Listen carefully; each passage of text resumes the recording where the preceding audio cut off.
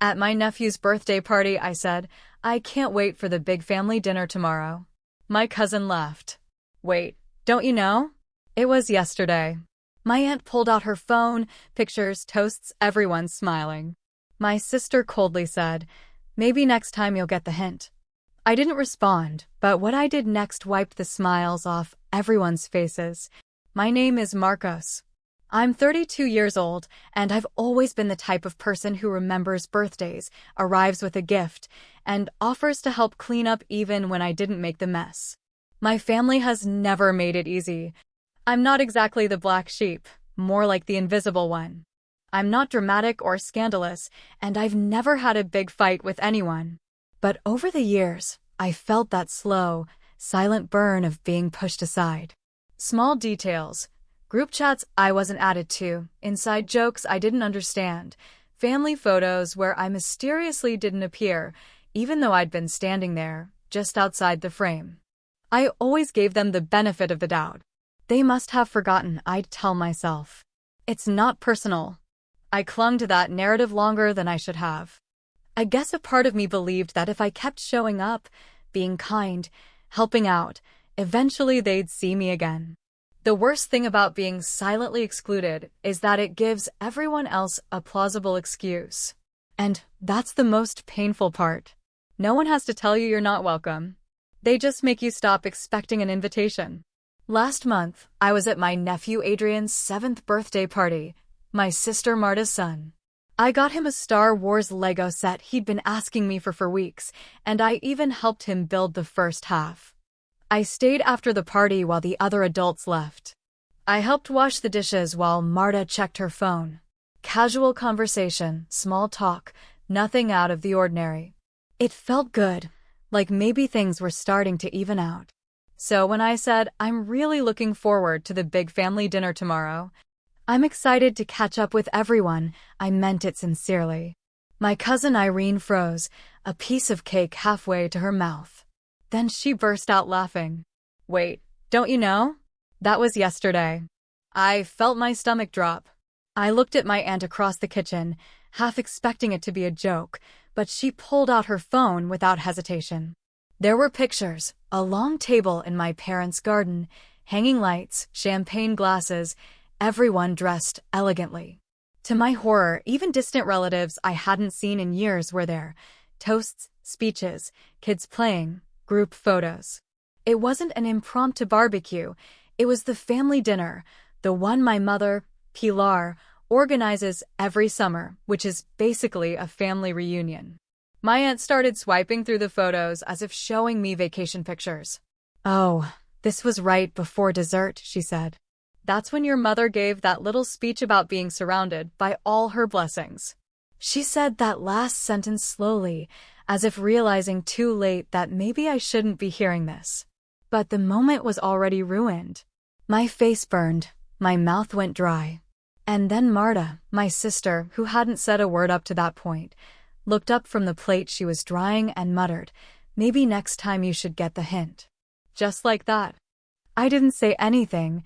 I didn't even move. I just stood there for a few seconds, watching her dry a tray as if she hadn't just stabbed me in the chest. The room suddenly became unbreathable. I put down the sponge, walked to the living room, picked up the envelope with Adrian's birthday card and the extra gift card I'd tucked in as a surprise, and left. During the drive home, I couldn't stop thinking about those words. Get the hint. I repeated them over and over. The way she said it, without anger, without malice, just weariness, as if she'd been wanting to say it for a long time, as if I were a clumsy guest who kept showing up when everyone had already made it clear I wasn't welcome. I'll admit it, I cried in the car. I'm not proud of it, but I'm not ashamed either. It wasn't about missing a dinner. It was about the final clarity, the unmistakable confirmation that I was no longer one of them, that at best I had become a distant obligation. That night, I couldn't sleep. I lay in bed staring at the ceiling, mentally replaying years of slights I had ignored. That time they said Christmas dinner was just for immediate family, and then posted pictures with people I didn't even recognize. The group chats I discovered through screenshots, the birthdays they forgot, the jokes I never understood because they were born in rooms where I hadn't been invited. But you know what? I'm not someone who seeks revenge. I'm not spiteful. I don't want to hurt anyone. What I wanted, what I needed, was to end it all. I felt I needed something more permanent, something they wouldn't see coming, because honestly, they never see me at all. The first step was financial. You see, over the past few years, I've done well.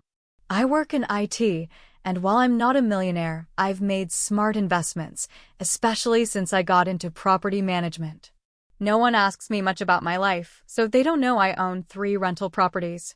They don't know I've been quietly helping my parents with things like roof repairs or plumbing problems through anonymous allowances I set up through my limited company.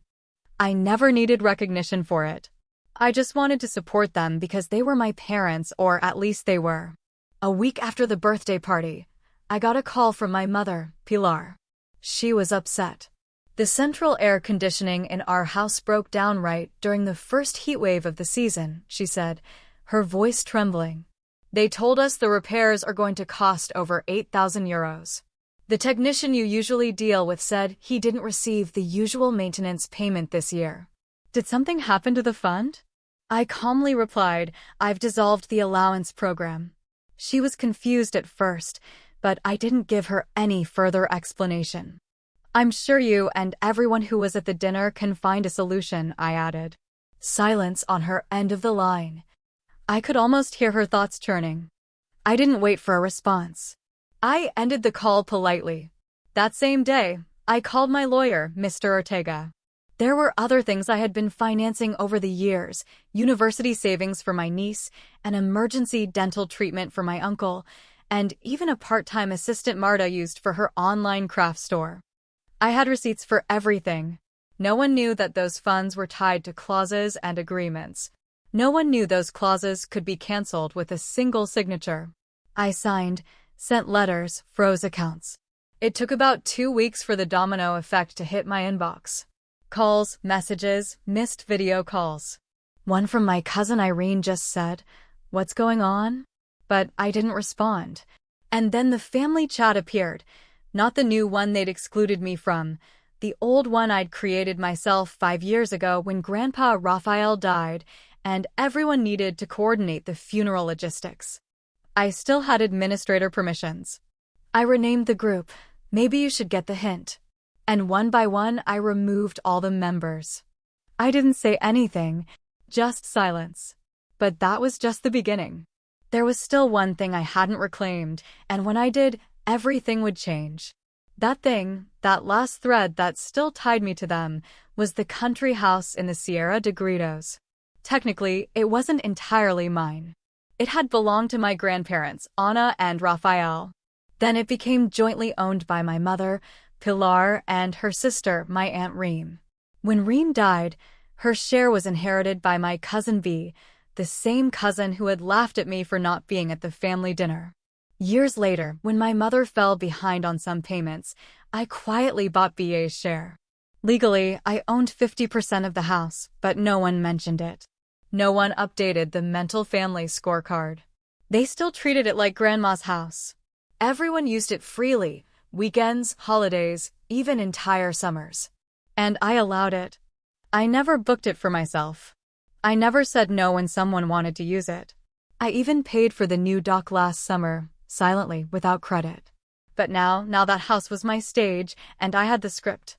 I waited until the May-long weekend, when the whole family usually flocked there. It had been a tradition for over a decade. Barbecues, bonfires, kids fishing on the lake's pier. Like every year, adults drinking cheap drinks and getting louder as the sun went down. I used to love it, but I hadn't been invited for 3 years. This time, however, I didn't need an invitation. I just had to show up. 3 days before the weekend, I filed the paperwork to restrict shared access to my half of the property. Thanks to a little-known clause in the deed that allowed any of the owners to divide the use if a conflict arose, my lawyer made everything ironclad. I wasn't forbidding them from using the house. I was simply requiring a co-ownership agreement. Irene, of course, hadn't paid attention to the legal mail. She was too used to me being nice. Friday morning, I drove there early, opened the house, parked my van across the driveway so no one else could get in, and waited. They didn't take long. Around noon, 3 cars arrived. Marta, V, Pilar, the kids, the spouses. They were laughing until they saw me. V got out first. "Are you here?" she said, her voice tense. I smiled. "It's a long weekend. I thought I'd enjoy the lake." She approached with her arms crossed. "We were planning to stay the whole weekend." I told Mom she could have the master bedroom. "That's going to be a problem," I said, without being rude. "The house is locked down for a co-ownership review. Would you have seen the notification if you'd opened your mail?" "What notification?" Marta, my sister, intervened, already visibly irritated. "Marcos, don't be dramatic. We've been coming here our whole lives, just because you weren't invited to one dinner." I raised a hand. "Calm down. It wasn't just one dinner. And it's not about the dinner. It's about respect. Something this family stopped giving me a long time ago." My mother, Pilar, finally approached. Her voice was soft. "Marcos, honey, we didn't mean to hurt you. It's just that everything got complicated. You know how it is." I looked at her, and for a second, I almost gave in. Almost. But then I remembered every time she had defended Marta's cruelty, every time she laughed at the exclusion as if it were a misunderstanding, every time she played mediator, asking me to be the bigger person, again and again. "Yes, Mom, I know exactly how it is. That's why I'm here. This house is no longer a shared vacation spot. If you want access, we draw up a new agreement. We split the maintenance costs, we rotate the use. Or," I shrugged, "we sell it." "Don't you dare," Bea shouted, her voice rising. "You're going to destroy family tradition over hurt feelings." I looked at her steadily, calmly. "No, you already destroyed the family part. I'm just handling the paperwork." They tried everything, shouting, pleading, emotional blackmail. My mother started crying. My sister called me selfish. Irene threatened to sue me, but it didn't matter. I had everything documented, the messages, the receipts, the clause in the deed, and the silence I had drowned in for years was gone. In its place was clarity, cold, clear, necessary. In the end, they left, not without throwing a few harsh words over their shoulders, but I didn't flinch. I stood on that porch until the cars disappeared down the country road. Then I went into the house, opened a beer, and sat in the old rocking chair Grandma Anna used to use. That night, I lit a bonfire in the back garden. I watched the sparks, remnants of some Midsummer's Eve that no one celebrated anymore. And for the first time in a long, long time, I felt like I belonged somewhere. But that wasn't the end. The last part came the next morning because I wasn't finished yet. I had something else to send, and when they opened it, they would understand that the real consequences hadn't even begun. The next morning, I woke up to the sound of birds and nothing else. No kids shouting at the pier, no Bluetooth speakers blasting from the porch, no smell of Marta's overcooked bacon. Just silence, an almost ghostly stillness, and I liked it. I made a cup of coffee, walked barefoot to the lake, and watched the morning mist slide across the surface of the water like steam rising from a simmering secret. I had a lot on my mind, but I wasn't sad, just focused, determined. The night before had been a line in the sand, but now it was time to make it permanent. Before returning to the city, I stopped by the village post office. I handed over a thick manila envelope addressed to my family lawyer. Inside was the final piece of the puzzle, my formal decision to sell my half of the country house in the Sierra de Gredos, and not to just anyone, but to a buyer I had already selected. A retired couple from out of state, no kids, no drama. They were just looking for a quiet place to escape during the summer months. I even offered them a slightly better deal if they accepted one condition, that they install a fence, not a huge one. Just enough to visually and legally demarcate their side, and thus prevent accidental visits from certain extended family members who once treated the house as if it were their private vacation spot. But the envelope didn't just contain the sales contract, it also included my farewell letter. A single folded sheet placed on top of the rest of the documents, addressed to my whole family. I wrote it slowly, carefully, over 2 nights. I didn't want to be cruel. I just wanted to be honest, brutally, surgically honest. This is part of what it said. To everyone who forgot me, you may not have realized it, but over the years I became a ghost within this family. Not because I walked away, but because you slowly pushed me out with your exclusions, your silences, your condescending smiles every time I showed up still believing I mattered. I was the helper, the one who stayed without being asked, the quiet one, the extra at the table. I never asked for much, just a chair and a little kindness. But your message has been clear. I'm not family. I'm a resource, a wallet, an afterthought, a joke. So now I finally get the hint. You won't have to forget to invite me anymore. You won't have to roll your eyes when I show up or whisper in the kitchen when I leave the room.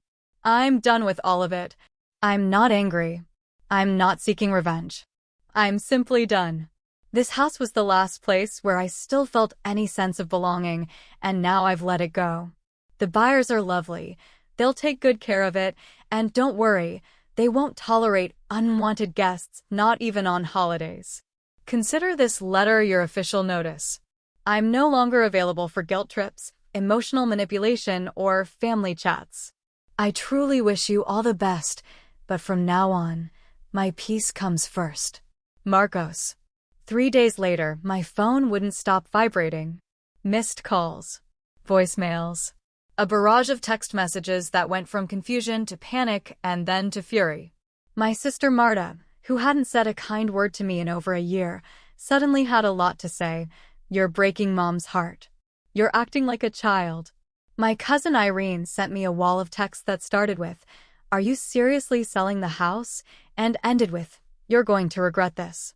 But the message that impacted me the most was from my mother. Just one sentence. "Why are you doing this to us?" I stared at that message for a long time. I almost replied. I even wrote several versions, some harsh, others soft. One simply said, "Because you allowed it." But I deleted them all because she knew. A week later, the sale closed. The new owners took possession. My family tried to block it, but as it turned out, they hadn't fulfilled their share of the maintenance taxes, and I had the legal majority on the deed. Thanks to a little-known clause I activated with my limited company, they couldn't do anything. Not legally, not financially, not emotionally. It was over. Summer passed. They ended up renting a lake house through Airbnb 2 towns over. I saw the photos on Irene's Instagram. Different pier, same forced smiles, the same energy of pretending nothing had changed. But it had changed because the next time they needed a favor, there would be no Marcos to call. No silent support to carry everything, no wallet with feelings, as they once called me behind my back in a family Zoom call they didn't know I was listening to. And while they adapted to the new reality, I was building something better, a life where I wasn't invisible. A new circle of friends who saw me, valued me, laughed with me, and never made me beg for a seat at the table. It wasn't about revenge. It was about liberation. But don't be mistaken. There was still one more twist, because 2 months after the house sale closed, something curious happened at work. My company launched a new mentoring initiative, a paid program to train people in IT and project management, designed for people looking to start over. Guess who signed up? Irene. She didn't imagine that her application would land directly on my desk, and she certainly didn't expect the note I stapled to her rejection letter. Just 6 words. Maybe you'll get the hint this time. The following weeks were quieter than I had imagined. No more calls, no more messages. It was as if after years of silent contempt, the silence had finally become mutual, and for once, I didn't feel like I had to fix it. I stopped checking their social media. I removed myself from the last family emails. My phone remained silent, and my mind clearer than it had been in years. Silencing my emotions to maintain the illusion of a united family had become a habit. That internal guilt, comfortable in its own twisted way, had trapped me for years. But I understood something. Guilt is the tool manipulators use when they can no longer control you completely. Letting go of it was difficult, but I did it. And in its place, something else grew. Dignity. Boundaries. A new pride in having finally chosen myself. Work improved too. I got promoted. It turns out, without the constant drain of a toxic family, my mind flourished. I even finally made that trip to Granada I had been postponing for years. 2 weeks walking among bamboo forests, drinking coffee on silent balconies, no photos, no social media, just for me. The last thread broke at Christmas Eve dinner. Traditionally, it was celebrated by my parents, Pilar and Manuel, with Grandma Anna's recipes, my father's roast lamb, and the eternal debate about who sat near the brazier. If I was invited, I usually ended up in the corner or on a folding chair. But this Christmas Eve was different. In the morning, someone knocked on the door. It was my father. I hadn't seen him in almost a year. He was thinner, grayer. In his hands, a dish covered with aluminum foil. "Can I come in?" he asked. I didn't answer. I just stepped aside. He sat at the table, put down the dish, and stared at the wood. "Your mother isn't well," he finally said. "That tends to happen when you lose control over people," I replied. He flinched. "She says she's sorry. Every day." I poured him some water. He drank it silently. "You were right to leave," he added. "I tried to talk to your sister, Marta, but she thinks you're exaggerating. Her online store closed. She's living with us. Your mother is very stressed." He looked up. He finally really looked at me. "I didn't come to make you feel guilty. I came because I understood something. You didn't abandon the family. We abandoned you." Then he said something I won't forget. "I read your letter, the one you sent to the lawyer. I read it 3 times. I cried every time. I didn't know what to say. You're a better man than I ever imagined. I'm sorry we had to lose the house and lose you to realize it." And I believed him. I don't know why, but I did. I got up, went to the fridge, and took out a small pumpkin pie. I cut it and gave him a piece. There's no lamb, but it's real Santiago cake. He smiled a little. We didn't talk much, just ate. 2 men with too much history and no map forward, but it was something. Not a reconciliation, but a start. And I made it clear that if things were going to change, it would be on my terms. Days later, I received a handwritten letter from Pilar. I read it twice and put it away. I wasn't ready to respond. Maybe I never will be. Winter was coming, and with it a peace I hadn't known for years. Real peace, earned peace. And then, shortly before Christmas, I got a message. It wasn't from Marta or Irene, it was from Adrian. A video. "Hi, Uncle Marcos," he said, grinning toothlessly at the camera. "Mom says we're not supposed to talk to you, but I miss you. I'm building another Lego spaceship. This one has 3 engines." In the background, Marta's voice. "Adrian, give me that phone." The video cut off. I watched it again and again. My chest ached. Not with anger, but with sadness. For him, for what he was going through, he didn't deserve this. So I recorded a response. "Hi, champ. That spaceship sounds awesome. I bet it's the fastest in the galaxy.